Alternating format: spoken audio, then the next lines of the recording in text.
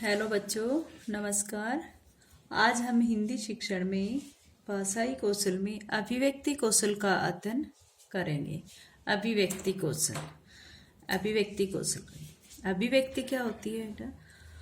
हम सभी जानते हैं कि हम अपने भावों को अभिव्यक्त करने के लिए या व्यक्त करने के लिए जिस भी हाव भाव का प्रयोग करते हैं, जिस भी मनोभाव का प्रयोग करते हैं, वो अभिव्यक्ति होती है। ठीक है। जो हमारी अभिव्यक्ति होती है वो दो प्रकार से होती है। ठीक है, क्योंकि हमारे पास भाषा के दो ही रूप हैं, लिखित और मौखिक। तो अभिव्यक्ति के भी ये दो ही प्रकार माने जाए कि मौखिक अभिव्यक्ति और लिखित अभिव्यक्ति। मनुष्य जो है वो अपनी अनुभूतियों को, अपने भावों को या अपनी आवश्यकताओं को अभिव्यक्त करता है भाषा के माध्यम से। और भाषा ही जो है वो हमारे विचारों का आदान प्रदान का एक साधन है। तो अभिव्यक्ति के भी दो प्रकार माने जाते हैं। एक तो होता है बोलकर प्रकटीकरण या मौखिक भाषा द्वारा, दूसरा है लिखकर प्रकटीकरण या लिखित भाषा द्वारा, जिसे लिखित अभिव्यक्ति कहते हैं। ठीक है। जो अभिव्यक्ति कौशल है वो दो प्रकार का ही माना जाता है। ठीक है। तो इससे मौखिक में आप सभी जानते हो कि मौखिक का अर्थ क्या होता है, बोलना। और जो मनुष्य अपने भावों को, अपने विचारों को, जो मन में जो भाव और विचार जन्म लेते हैं उनको व्यक्त करने के लिए हमेशा मौखिक अभिव्यक्ति का ही प्रयोग करता है। ठीक है। लेकिन मौखिक भाषा ही जब लिपि के रूप में आती है ना, वो लिपि के रूप में लिखित परिधान धारण कर लेती है, तो उसको हम लिखित अभिव्यक्ति कहते हैं या लिखित भाषा कहते हैं। ठीक है। तो आज हम पढ़ेंगे अभिव्यक्ति कौशल के बारे में। मानव प्रधानतः अपनी अनुभूतियों, आवश्यकताओं तथा मनोभावों की अभिव्यक्ति भाषा में ही करता है। भाषा के माध्यम से ही अभिव्यक्त करता है। भाषा विचारों के परस्पर आदान प्रदान का साधन है। विचारों का आदान प्रदान का साधन क्या है? भाषा है। वो दोनों ही रूपों में होता है, लिखित और मौखिक। ठीक है। आगे, विचारों या भावों का यह आदान प्रदान अर्थात अभिव्यक्ति भाषा के साधन से ही होती है। अभिव्यक्ति मूल रूप से दो प्रकार से की जाती है। पहली है मौखिक अभिव्यक्ति या लिखित अभिव्यक्ति। इसको हम मौखिक को बोलकर प्रकटीकरण या मौखिक भाषा द्वारा भी कह सकते हैं, और लिखित अभिव्यक्ति को हम लिख कर प्रकटीकरण या लिखित भाषा द्वारा यानी कि लिखित अभिव्यक्ति कर सकते हैं। अब इन दोनों को हम अलग अलग से देखते हैं। मौखिक अभिव्यक्ति क्या होती है? इसका अर्थ है, मौखिक का अभिव्यक्ति का अर्थ है, इसका अर्थ है बोलना, बोलकर। ठीक है, बोलना। मनुष्य एक संज्ञावान प्राणी है। उसके मन में विचारों और भावों का जन्म होता रहता है। मनुष्य एक संज्ञावान प्राणी है, यानी कि वो प्रत्येक चीज के प्रति संज्ञान करने बैठ जाता है कि ये क्या है, वो क्या है। तो उसके मन में विचारों और भावों का जन्म होता रहता है। वह अपने मन में जन्मे विचारों व भावों को जब ध्वनियों के माध्यम से मुख के अवयवों की सहायता से उच्चारित भाषा का प्रयोग करते हुए प्रकट करता है, तब उसे मौखिक अभिव्यक्ति कहते हैं। ठीक है बेटा। यानी कि मनुष्य जब अपने भावों को और विचारों को व्यक्त करता है तो वो किसके द्वारा करता है? किसके द्वारा? मुख के अवयवों की सहायता से उसको उच्चारित करता है। और जब वो उच्चारित करता है या उनको प्रकट करता है तो वो क्या कहलाते हैं? मौखिक अभिव्यक्ति कहलाती है। यानी कि कहें तो कि मुख के अवयवों के माध्यम से भाव व विचारों को अभिव्यक्त करना मौखिक अभिव्यक्ति कहलाती है। फिर आता है नेक्स्ट लिखित अभिव्यक्ति। लिखित अभिव्यक्ति क्या होती है?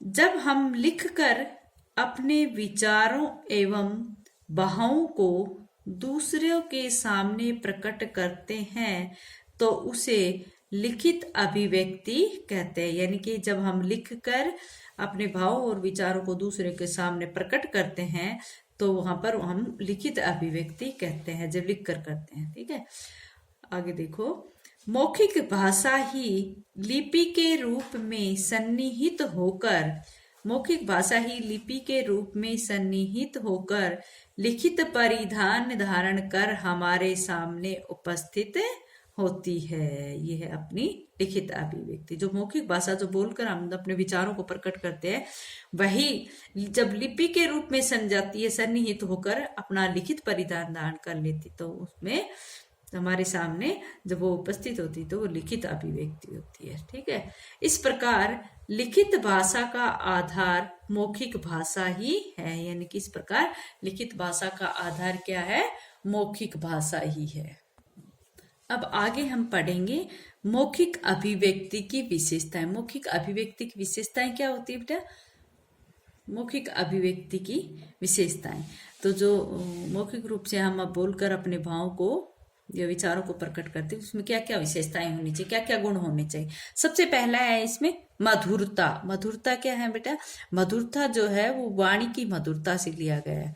ठीक है, तो कहने का अर्थ है कि जब हम अपने कोई किसी से वार्तालाप करें या किसी से अपने विचारों का भावों को प्रकट करते हैं तो हमारी जो वाणी हो वो मधुर होनी चाहिए, न कि कर्ण कटु जो कानों को बुरी लगे, ऐसी नहीं होनी चाहिए। वार्तालाप में जो ऐसी वाणी का प्रयोग करना चाहिए जिसको सुनकर दूसरों को भी सुख मिले।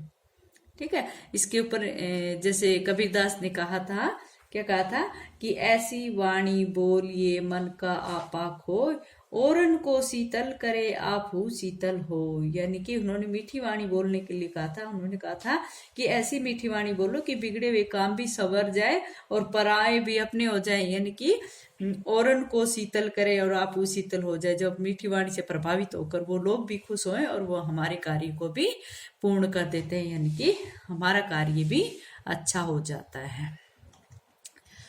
आगे है स्पष्टता। स्पष्टता भाई ऐसी बातें तो होनी चाहिए कि जिसमें हम क्या कर सके कि हम अपनी बातों को अच्छे से स्पष्ट कर सके और अच्छे से जो भी बोले वो सरल हो, स्पष्ट हो, एकदम साफ हो। ठीक है, जब किसी से हम बात करें तो गोलमोल घुमा कर नहीं, बल्कि स्पष्टता का गुण लिए हुए हम जो भी बात कहना चाहिए वो सामने वाला समझ जाए और उसको आसानी से उसका अर्थ भी लगा सके। स्पष्टता जो होती है। ठीक है, नेक्स्ट है गतिशीलता। गतिशीलता गतिशीलता की कहने करते हैं कि हमें बोलते समय अपनी गतिशीलता का पूरा पूरा ध्यान रखना चाहिए। हमें ये मालूम होना चाहिए कि हम कौन से स्थान पर रुके और कौन से स्थान पर धीमे स्वर बोले और कौन से स्थान पर हमें ऊंचे स्वर में बोलना चाहिए। ऐसा करने पर ही हमारा जो मौखिक अभिव्यक्ति कौशल है ना वो पूर्ण होगा। तो गतिशीलता यानी कि उसमें उचित तारतम्य रखकर ही हमें वक्तव्य कहना चाहिए, वार्तालाप करनी चाहिए। नेक्स्ट है हाव भाव युक्त होना। हाव भाव युक्त होना है। वार्तालाप जो है वो मौखिक अभिव्यक्ति या वार्तालाप ऐसा नहीं होना चाहिए कि उसमें किसी प्रकार का हम अपने फेस पर हाव भाव ही नहीं लाएं। ठीक है, तो हाव भाव के साथ जो वार्तालाप होगा वो अच्छा होगा। कहने का अर्थ है कि यदि किसी की मृत्यु पर हमें संवेदना प्रकट करनी है तो हम उस समय अपनी बातचीत में थोड़ी सी करुणा या दुख की झलक दिखानी पड़ती और खुशी के अवसर पर हमारे मुख पर प्रसन्नता की झलक आ जाती। ठीक है, तो वो हाव भाव होती। ठीक है, आगे है प्रभाव उत्पादकता। प्रभाव उत्पादकता। प्रभाव प्लस उत्पादकता यानी कि थोड़ा सा प्रभावित करने वाला गुण। ठीक है, तो वार्तालाप में प्रभाव उत्पादकता का गुण भी अनिवार्य रूप से होना चाहिए जिसको सुनकर जो श्रोतागण है वो प्रभावित हो सके। ठीक है, आगे है स्वाभाविकता। स्वाभाविकता यानी कि जो हमारी मौखिक अभिव्यक्ति है, जो वार्तालाप है, वो एक प्रकार से स्वाभाविक लगे, ऐसा बनावटीपन उसमें न दिखे। नेक्स्ट है शिष्टता। हम जो भी वार्तालाप करें उसमें एक प्रकार की जो सामाजिक गुण होता है शिष्टता का, वो गुण होना चाहिए।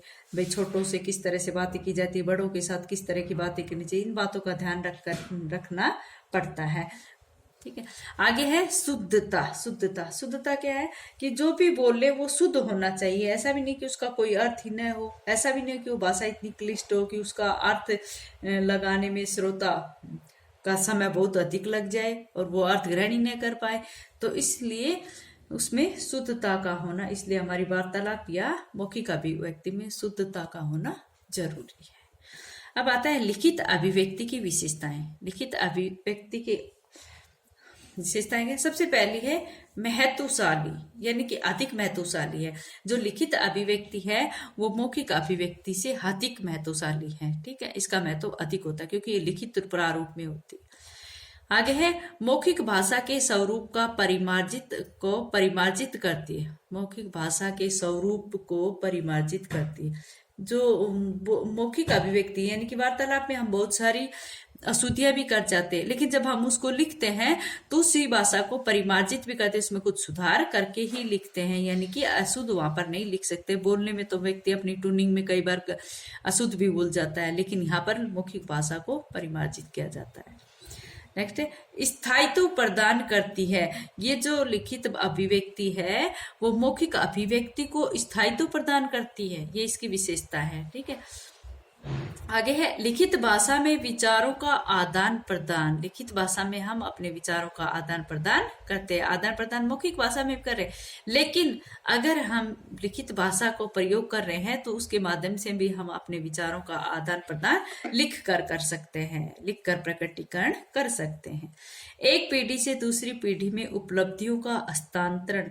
कहने का भाव ये है कि मौखिक रूप से कहा हुई बातें जो है वो मिट सकती है, लेकिन एक पीढ़ी से दूसरी पीढ़ी में अगर उन बातों को, उन उपलब्धियों को ले जाना पड़ता है तो उसका लिखित रूप होना जरूरी है, क्योंकि आने वाली पीढ़ी उसको पढ़ कर ये जाने कि पहले कैसा क्या था, क्या उपलब्धियां थी, क्या हानियां थी, इस तरह की बातें उनको पता चलती हैं।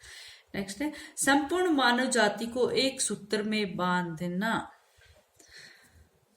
ये भी लिखित अभिव्यक्ति के माध्यम से ही संपन्न हो सकता है। संपूर्ण मानव जाति को एक सूत्र में बांधना, यानी कि बोलने में तो प्रत्येक लोगों का जो भाषा है, जो परंपराएं हैं, जो वेशभूषा है, सब कुछ अलग अलग है, लेकिन अगर हम उसको लिखित रूप प्रदान करते हैं तो वहां पर हमें एक सूत्र में बांधना पड़ता है, यानी कि प्रत्येक चीज को एक समान रूप से हम वहां पर वर्णन करते हैं। इस प्रकार से आज का अपना जो प्रकरण था वो कंप्लीट होता है अभिव्यक्ति का।